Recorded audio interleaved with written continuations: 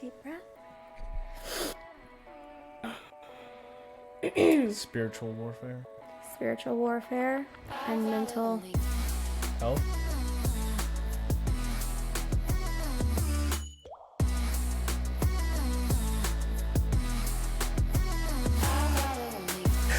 Welcome back to Vows, Vibes, and Virtues. If this is your first time, I'm your host, Alyssa, And I'm Matt. and we're so glad you're here for episode 11, Spiritual Warfare and Mental Health. We've definitely been facing some spiritual warfare and actually had to take a little bit of time off just because of everything that's been going on. We were going so strong for a long time, and then all of a sudden we were just getting hit from every corner, and we needed to take a little time, a little reprieve, and We're really, back. Yeah. we're just back in it, back into the fight. So, Yeah. And if I'm being honest, I'm probably the reason that we had to take such a long break. I definitely want to be open and honest and authentic with our audience and what we've been facing. And I would definitely say that it started very quickly after I got baptized on October 4th, which was an amazing experience. I was so blessed, and we specifically chose Saturday, October 4th, because it was special for Matt and I, as it's our date anniversary. And for the fact that he got to be on stage and he was the one able to baptize me, and my kids were there to witness with their mom that step in faith in front of everyone. Yeah. It was really incredible. yeah. Definitely something I won't forget.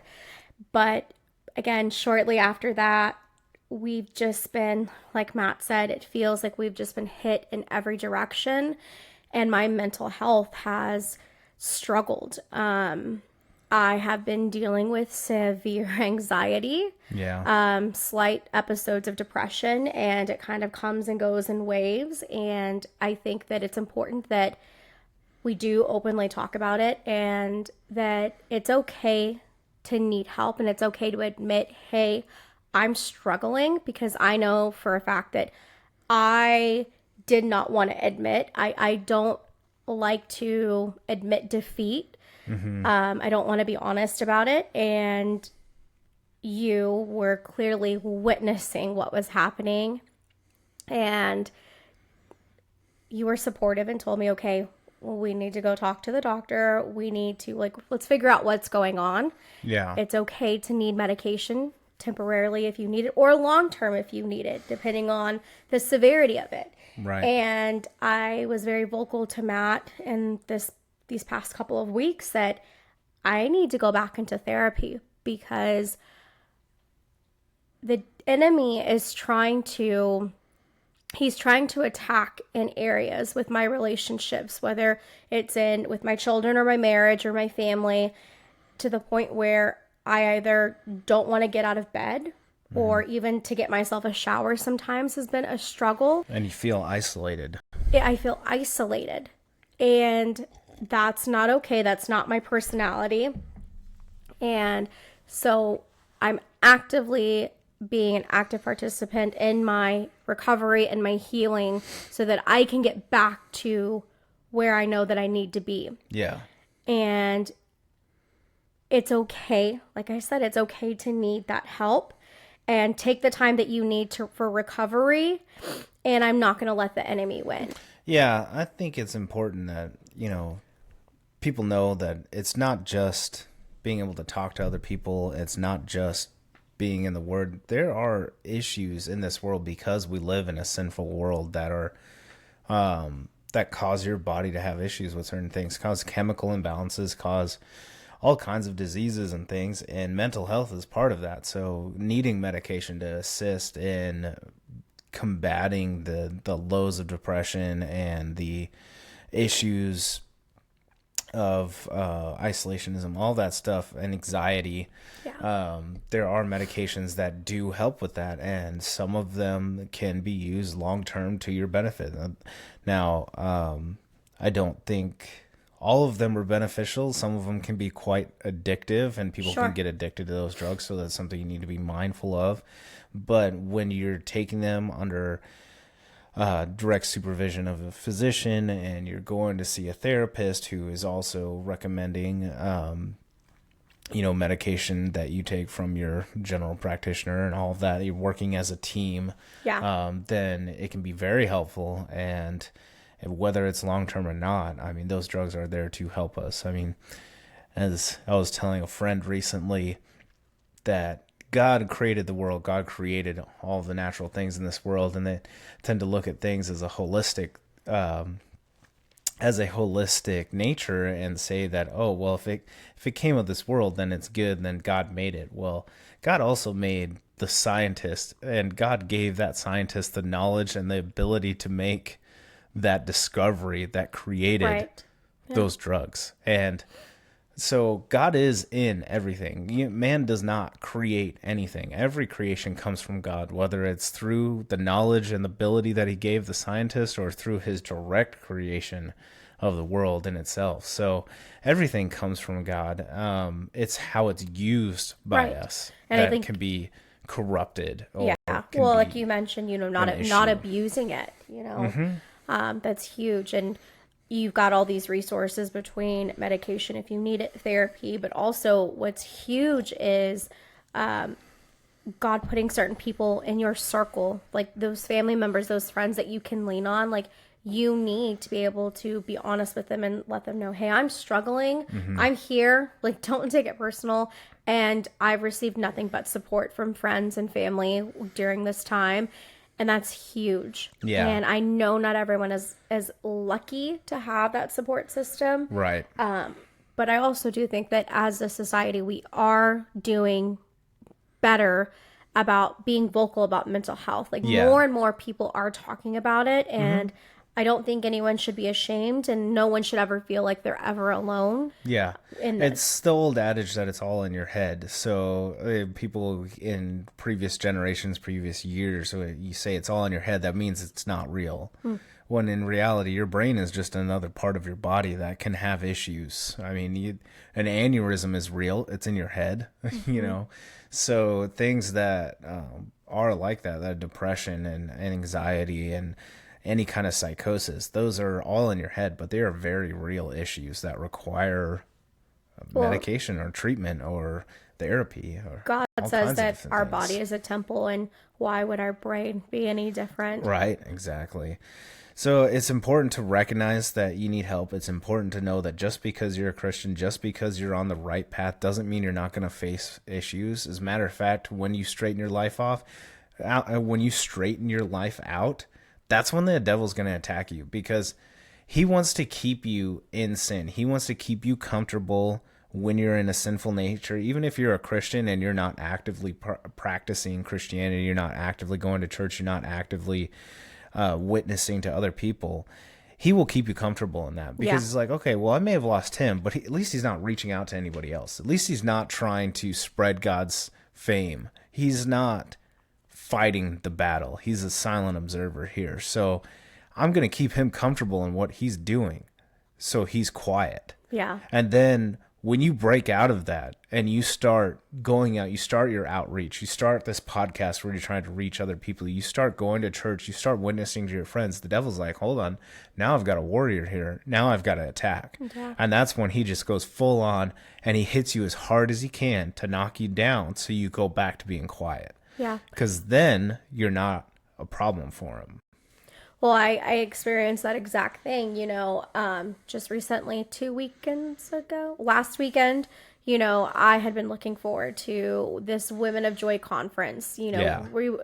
this godly experience with these godly women, and just hearing the word and being surrounded by like-minded women.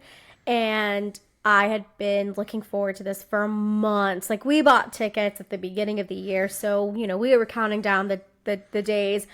I had the privilege of going with not just my mom, but my best friend and her mom. So it was something we had all been looking forward to. Yeah. And of course, the timing of all of this, with my anxiety, really the enemy wanted to attack. The enemy did not want me to show up to that conference. Yeah, I And had a really hard time I had a going. really, really hard time, and I prevailed. We made it through. It wasn't easy.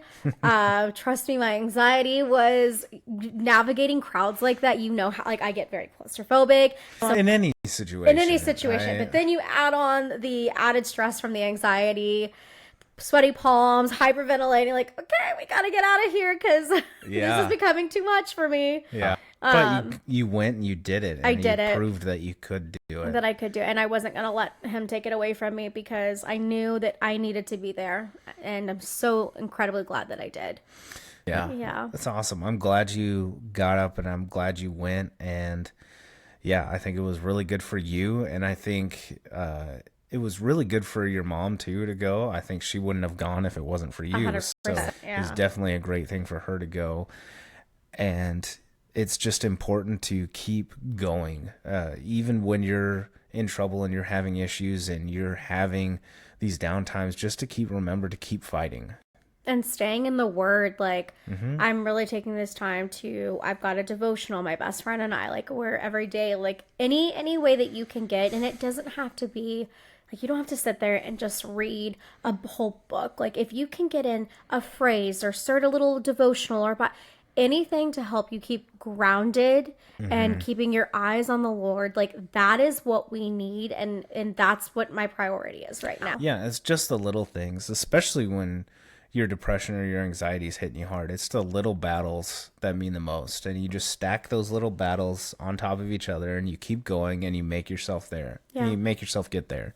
So it's tough. It is tough. You know, we talked about that not only has it been the anxiety that I've been dealing with since baptism, but things in my workplace. I mean, it feels like just being attacked from all angles. Yeah. Well, and that's what spurred on your big anxiety attack was a situation at work. And we won't get into the full situation, but there was issues involving some coworkers, and just something triggered you in that situation that brought back years of issues from when you were a teenager, when you were a kid, and all those things, and it just flooded all back to you, and it really took you down a peg. Well, and I'm trying to look at the positive from all of it, because I do know there are going to be moments in life, you know, this is not going to be the only circumstance or only instance, you know, it's going to happen and things will be triggered. And I think I've learned so far in this short time frame that I need to continue therapy. I need to continue to, like, be prepared, because the enemy will try to use any of my trauma or past issues against me at any given time. So I have to be armored up, you know, with either whether it's my medication or it's my therapy or my safe space with my husband. Yeah. And just being aware that, you know, it'll come. I think there are just seasons where it gets worse.